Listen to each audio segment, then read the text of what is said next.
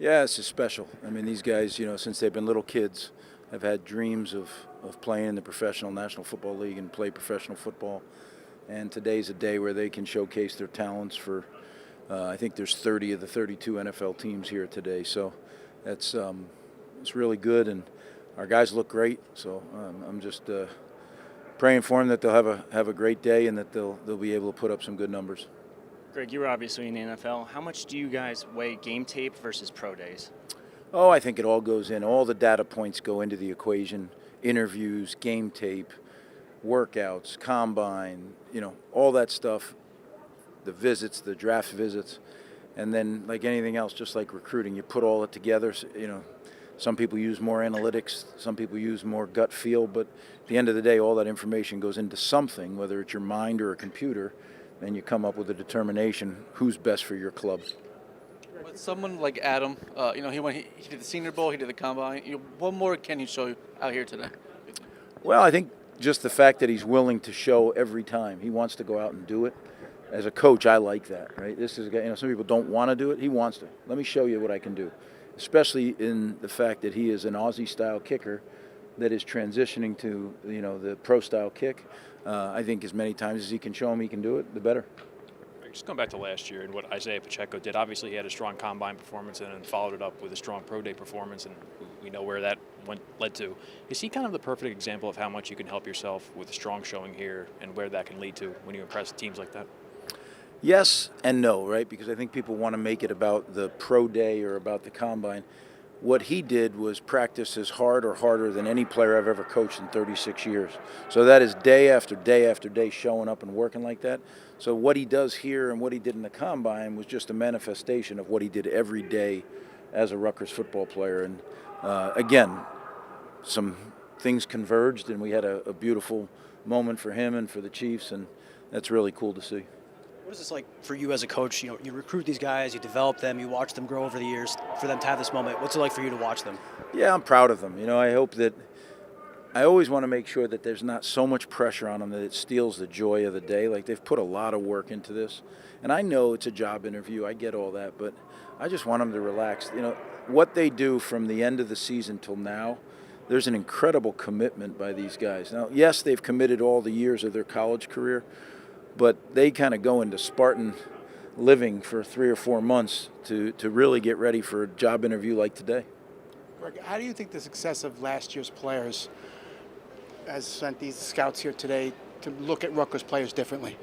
Well, I think, Fuch, as we get back to where we were and then beyond that, you can remember when this place was packed and there was head coaches and GMs and scouts, and that's where we're headed back to. The players that'll keep coming out of here are just going to keep going like this and this and this. And we're a developmental program, so we'll continue developing them. And when JB has a chance to have a guy for 4 years instead of 2, you're going to see physically even better looking guys out there. So, it's a manifestation of guys starting to play. We had 5 guys that ended up on clubs last year off that 21 class, and hopefully, or what would have been the 22 class, the 22 draft class.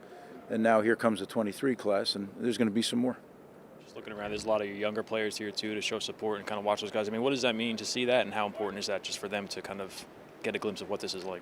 Well, these guys are like brothers, right? They spend almost every moment together. They're in study hall together. They're in classes together. They're in practice, training. As I tell them, they're so fortunate because this is the one time in your life where all your best friends live all together, right? You go down the hall, you go anywhere, they're all together. It'll never be again like this in your lifetime, and I tell them really enjoy it. And you can see the brotherhood that's out there. I mean, how excited, literally, just genuinely excited the players were for each other. I love that.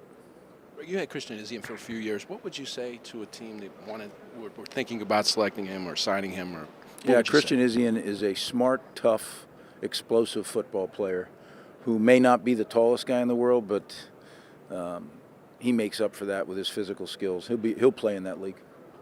Greg, I'm sure you have a ton of NFL connections, contacts. What's the overall feeling from those guys, and what kind of feedback are you getting from them on this group?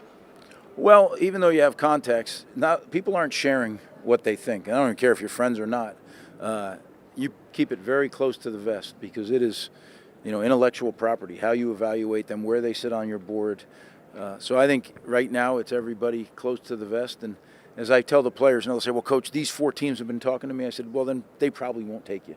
It's always somebody that you don't think comes out of nowhere and selects you. So, but it's exciting time for them. They're learning how the process works, and with the help of some of their agents and some of the former players that are playing in the league, it's cool. We talked during the season about how much Christian Broswell had gone through since he got here, and I guess what is it like to see him out there now, and what do you feel like his potential could be in the NFL? Christian's another guy he'll play in that league. He's explosive. He's got a good football acumen. I just wish I had a longer experience coaching him. You saw what he did last year. He was one of our better players. I just wish we had him for 2 years, but we didn't. That's he had the injury.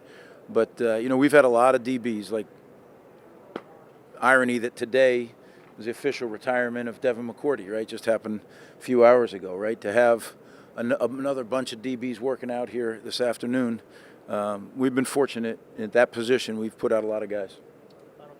Greg, going back to your time in the NFL again, what's the craziest interview or the best memory of interviewing guys from your days there?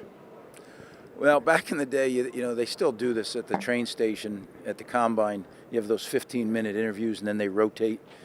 And we had one early on my first year where I literally thought there was going to be, I wouldn't say a full-fledged fight, but the athlete, the player, and one of my coaches, I said, whoa, fellas, but this doesn't need to go there. So, yeah, that was pretty funny. Yeah. Glad it didn't turn into a fight. I was not looking to get punched by either one of those guys. All right, thank you, guys.